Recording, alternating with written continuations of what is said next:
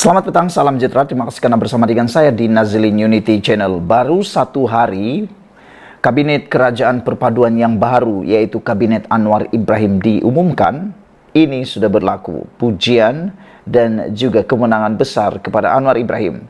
Walaupun pembangkang di luar sana masih tak henti-henti menggertak, menuding jari, bahkan ada yang cuba mengecam dan cuba untuk mengkondemkan Kabinet Anwar Ibrahim. Namun demikian, ini realitinya. Kabinet Anwar Ibrahim, kabinet kerajaan sekarang ini lebih baik berbanding era Perikatan Nasional, dipetik daripada BH Online. Rombakan pertama Kabinet Kerajaan Perpaduan pimpinan Datuk Seri Anwar Ibrahim adalah lebih baik dari segi keupayaan berbanding barisan jemaah menteri era Perikatan Nasional PN. Menteri Komunikasi Fahmi Fadzil berkata, jemaah menteri Kerajaan Perpaduan juga memiliki pengalaman yang boleh digunakan untuk memacu negara.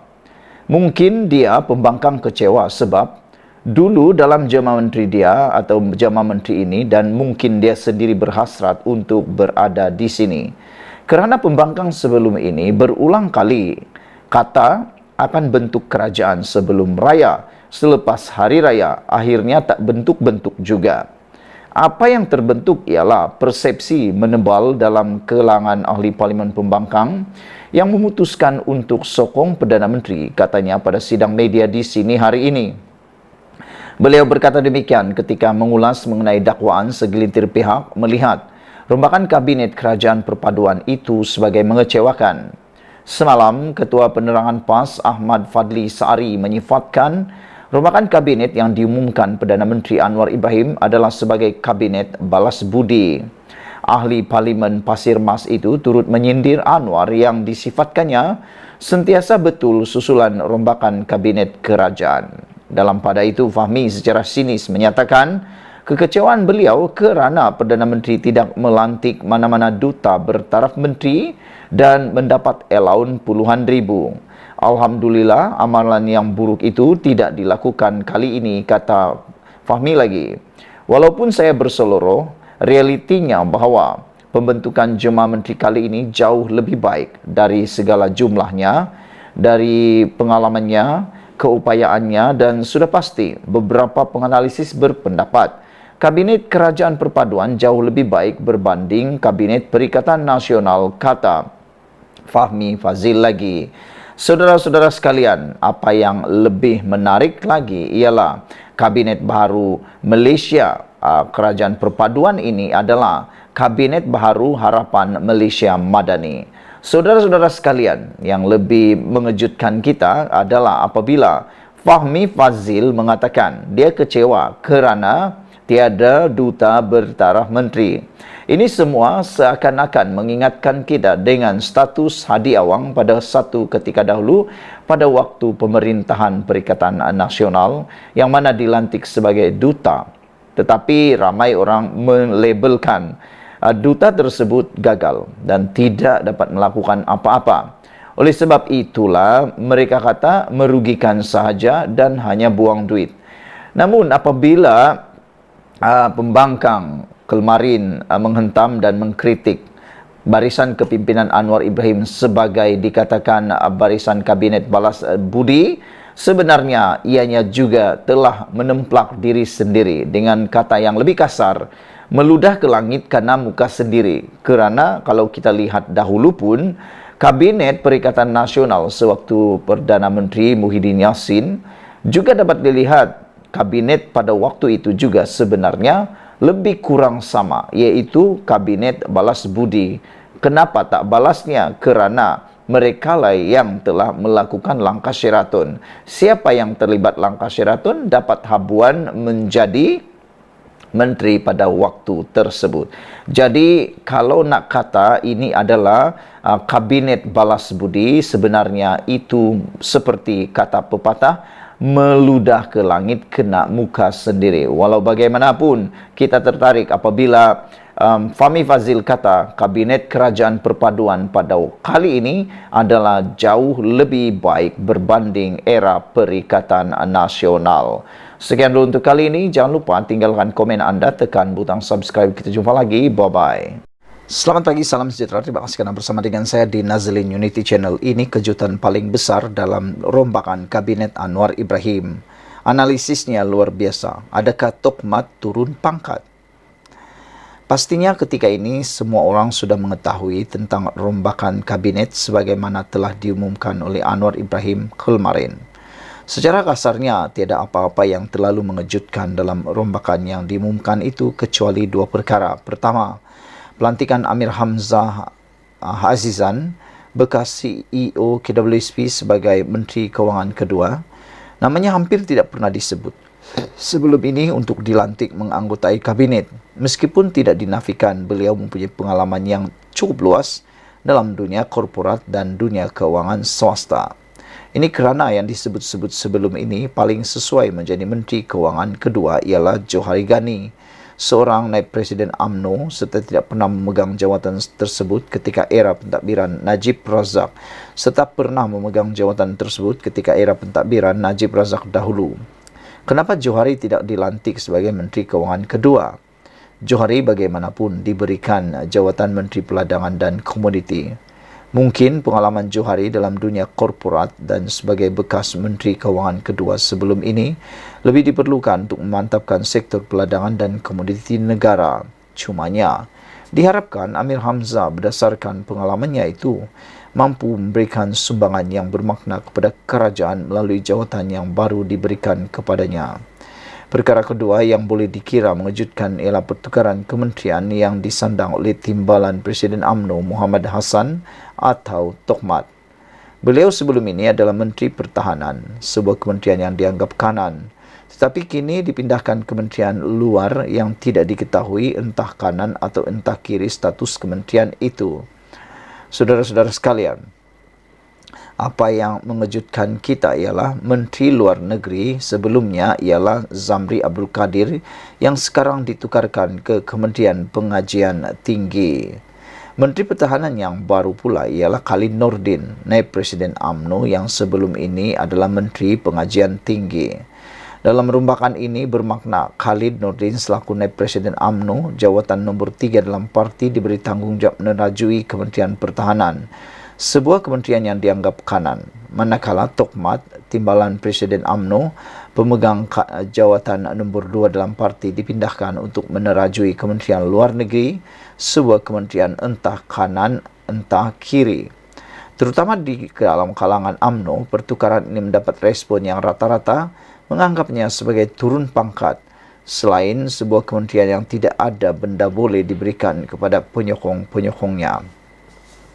Selama ini Kementerian Pertahanan sentiasa diterajui pemimpin yang adalah jawatan senior dalam parti, manakala Kementerian Luar Negeri pula adalah biasanya hanya dipegang oleh penjawat parti bertaraf biasa-biasa saja. Dalam hal ini, ada yang mengatakan pertukaran Tokmat itu bertujuan untuk menyibukkan beliau dalam urusan di luar negeri serta kekerapan mengiringi lawatan-lawatan Perdana Menteri sekaligus menjarakkannya dengan aktiviti serta urusan dalaman UMNO yang akhirnya tidak mustahil akan melemahkan kedudukannya dalam parti. Ia dikatakan ada kaitan dengan komen yang diberikannya selepas keputusan buruk diterima UMNO dalam PRK Kemaman baru-baru ini. Dalam reaksinya itu, Timbalan Presiden UMNO tersebut dipetik sebagai berkata, keputusan di Kemaman adalah jelas bahwa UMNO masih jauh untuk berjaya dalam mengembalikan semula kepercayaan orang Melayu terhadap parti itu. Katanya lagi, tugas mengembalikan kepercayaan itu adalah tugas sukar, tetapi bukan mustahil dan UMNO mesti menerima realiti orang Melayu masih jauh dari mempercayai parti itu sebagai wakil politik mereka yang berkesan. Kenyataan beliau itu dilihat bertentangan dengan kenyataan Zaid Hamidi yang mengatakan kekalahan calon BN di Kemaman adalah disebabkan pengundi putih tidak keluar mengundi. Soalan penting di sini ialah masih adakah masa depan untuk Tokmat dalam UMNO selepas ini? Ditulis oleh Sabudin Hussein. Sekian dulu untuk kali ini. Jangan lupa tinggalkan komen anda, tekan butang subscribe. Kita jumpa lagi. Bye-bye. Selamat pagi, salam sejahtera. Terima kasih kerana bersama dengan saya di Nazlin Unity Channel yang bermain di pasaran cerita gosip politik hari ini ialah siapa Amir Hamzah Azizan, Menteri Keuangan kedua yang telah pun dilantik oleh Anwar Ibrahim yang tak pernah orang tahu, tak pernah disebut, tapi tiba-tiba pula dilantik sebagai Menteri Keuangan yang kedua. Jadi saya kongsikan kepada kamu siapa sebenarnya Amir Hamzah Azizan. Dalam senarai kabinet yang diumumkan Perdana Menteri Datuk Seri Anwar Ibrahim hari ini, terselit satu nama yang tidak begitu dikenali dalam kalangan orang politik atau rakyat biasa. Nama Ketua Pegawai Eksekutif CEO Kumpulan Wang Simpanan Pekerja KWSP, Datuk Seri Amir Hamzah Azizan tiba-tiba muncul mencuri tumpuan apabila dia dilantik memegang jawatan penting sebagai Menteri Keuangan II dalam rombakan kabinet bergandingan dengan Anwar sebagai Menteri Keuangan. Terdahulu, Amir Hamzah mengangkat sumpah sebagai ahli Dewan Negara di hadapan Yang di-Pertua Dewan Negara, Tan Sri Dr. Wan Junaidi Tuanku Jaafar di Parlimen. Beliau adalah anak sulung kepada bekas pengerusi dan Presiden Petronas Tun Azizan Zainul Abidin. Amir Hamzah bukan nama asing dalam dunia korporat. Malah kedudukan beliau sebagai CEO KWSP dengan dana pelaburan keseluruhan KWSP setakat Ogos 2023 berada pada RM1.1 trilion serta pengalaman selaku Presiden dan CEO Tenaga Nasional Berhad TNB. Menurut bernama, kini beliau merupakan teknokrat kedua di Kementerian Keuangan yang mempunyai latar belakang korporat selepas bekas Menteri Keuangan Tengku Datu Seri Zafrul Abdul Aziz yang pernah berkhidmat sebagai CEO kumpulan dan pengarah eksekutif CIMB Group Holding Berhad dari 27 Februari 2015 hingga 9 Mac tahun 2020. Amir Hamzah menyertai KWSP, dana pension terbesar negara dari segi pengurusan aset, sebagai CEO pada tahun Mac 2021. Sebelum bersama KWSP, beliau ialah Presiden dan CEO TNB dari April 2019 hingga Februari 2021.